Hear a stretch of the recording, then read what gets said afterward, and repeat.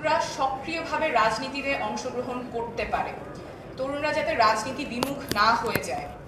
আমরা জুলাই পদযাত্রায় দেশের প্রায় প্রত্যেকটা জেলায় দেখে এসেছি তরুণদের মধ্যে যে জোয়ার এসেছে।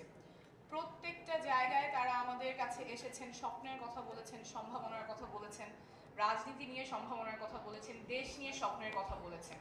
একটা প্রজন্মগত রূপান্তর কিন্তু ঘটে গেছে।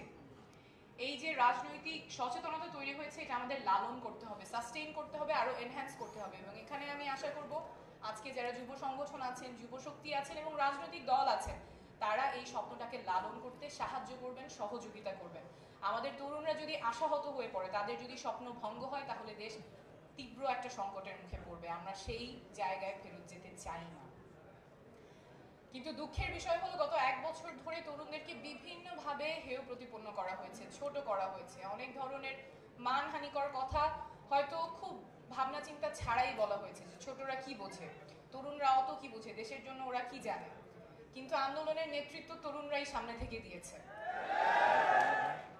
তাই এরকম কথা যেগুলো হয়তো আমরা অনেক চিন্তা করে না বলা হয় না, কিন্তু এটার একটা ইম্প্যাক্ট আছে। তরুণদেরকে ছোট করে দেখা, হেয় করে দেখা, এই সংস্কৃতি থেকে আমাদের বের হয়ে আসতে হবে। কারণ তরুণরা আমাদের শক্তি, আমাদের স্বপ্ন তরুণরাই সামনে নিয়ে যাবে।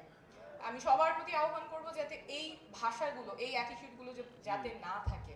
তরুণরা যেমন রক্ত দিয়েছে, তরুণরা দেশকে সামনে নিয়ে যাবে, নীতি নির্ধারণীতে তাদের ভূমিকা থাকবে, দেশকে সামনে নিয়ে যাওয়ার ক্ষেত্রে তাদের ভূমিকা থাকবে। আমাদের এমন রাজনীতি করতে হবে যাতে নারীরা সক্রিয় অংশগ্রহণ করতে পারে।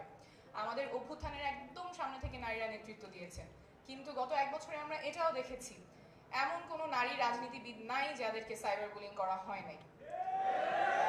এমন কোনো কটু কথা, propaganda, deepfake photo, deepfake video তৈরি করা হয় নাই যাতে তাদেরকে হেয় প্রতিপন্ন করা যায়।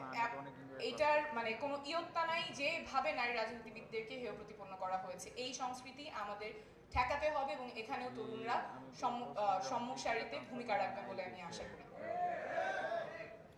আমরা পিছু হটবো না। যেই রাজনীতিবিদদেরকে কটূক্তি করা হয়েছে, সমালোচনা করা হয়েছে এবং সাইবার বুলি করা হয়েছে, ওনারা কিন্তু মাঠ ছাড়েননি, ওনারা আছেন এবং আমরা থাকবো। আমাদের সাথে আরো অনেকে যুক্ত হবেন। আমরা এমন রাজনীতি করব যাতে জনগণ মনে না করে রাজনীতিবিদ শুধুমাত্র নিজের স্বার্থের জন্য রাজনীতি করে। আমরা এমন রাজনীতি করব যাতে জনগণ জানে রাজনীতিবিদরা জনগণের স্বার্থের জন্য রাজনীতি করে এবং সেখানেও তরুণরাই অগ্রগণ্য ভূমিকা পালন করবে। এই কথাগুলো যখন আমি বলি তখন অনেকেই বলে এগুলোর কিছু সম্ভব না, বাংলাদেশে এসব পরিবর্তন আসবে না, এগুলো হয়তো অলীক স্বপ্ন, বাস্তবে এরকম কখনো হবে না। কিন্তু আমরা পথের প্রান্তরে, বাংলাদেশের পথের প্রান্তরে তরুণ এবং সর্বস্তরের জনসাধারণের মধ্যে দেখে এসেছি যে রাজনৈতিক সচেতনতা তৈরি হয়েছে। এখনই সময়। আমরা জানি পথ অনেক লম্বা, চ্যালেঞ্জ অনেক, কিন্তু মানুষ যখন জাগে তখন ইতিহাস বদলায়। এবার আমরা